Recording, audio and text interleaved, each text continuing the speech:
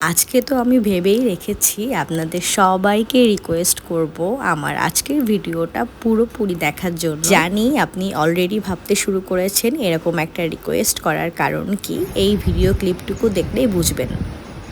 সেই কিছুটা তো গেস করতেই পেরেছেন, সেটা হলো আজকের নিহারি।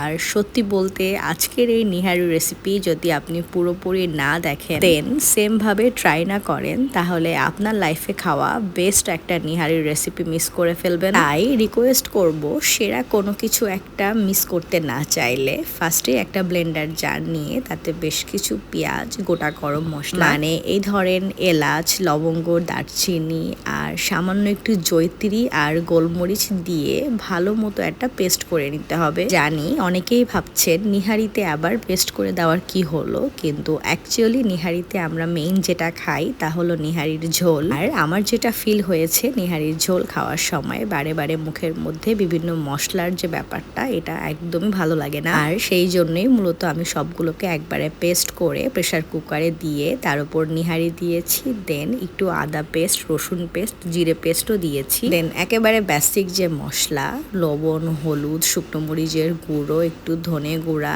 আর বেশ কিছুটা কাঁচামরিচও দিয়েছিলাম এর মধ্যে। ও হ্যাঁ, আমি কিন্তু বেশ কয়েকটা তেজপাতাও অ্যাড করেছি আর সামান্য একটু সয়াবিন তেল, যেটা আমি ভিডিওতে অ্যাড করতে ভুলে গিয়েছি। এই রেসিপিকে আমি সেরা বলেছি, অবশ্যই তার কিছু রিজন আছে। যেমন এখন আমি যে পেস্টটা বানাচ্ছি, এই বাদাম আর সাদা তিলের পেস্টটাই মূলত আপনার নিহারিকে একটা নেক্সট লেভেলে নিয়ে যাবে। তবে হ্যাঁ, আমি যে রেসিপি ফলো করে ট্রাই করেছি সেখানে সাদা তিলের পরিবর্তে পোস্তদানা ব্যবহার করা হয়েছিল, বাট আমার বাসায় পোস্তদানা না থাকায় আমি সামান্য পরিমাণ সাদা তিল ব্যবহার করেছি। টেস্ট আমার কাছে সেমই লেগেছে। এনিওয়ে, যে পেস্টটা বানিয়েছিলাম সেটা এক সাইডে রেখে নিহারিগুলোকে ভালোভাবে সিদ্ধ করে নিয়েছি কয়েকটা সিটি দিয়ে। এই ধরেন 30 থেকে 35 মিনিট মতো ভালো মতো ছিটি দিয়ে নিয়েছি, এটাই মোটামুটি ভালোভাবে সিদ্ধ হয়ে গিয়েছিল। দেন একটা বড় পাত্রে ট্রান্সফার করে আমি আরেকটা ম্যাজিক্যাল ইনগ্রিডিয়েন্টস রেডি করতেছিলাম, আর তা হলো পাউরুটির মিক্স। আমি এখানে 3টে পাউরুটির সাইড কেটে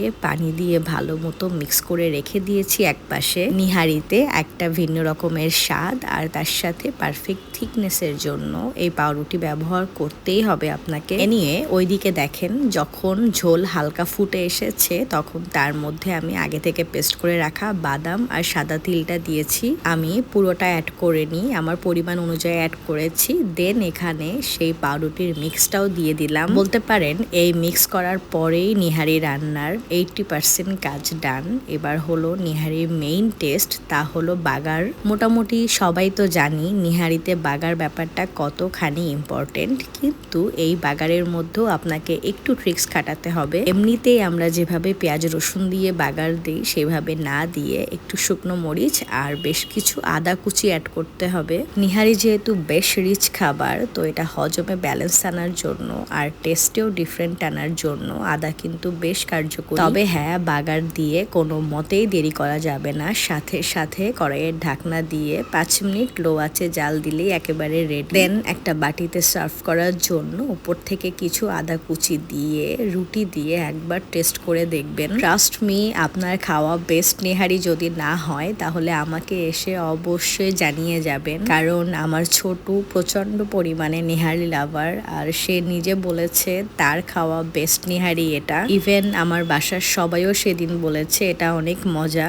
সো এভাবে ট্রাই করে দেখতে ভুলবেন না। আর আমার নেক্সট ভিডিওর জন্য অবশ্যই আমার পেজের সাথে থাকবেন। Thank you.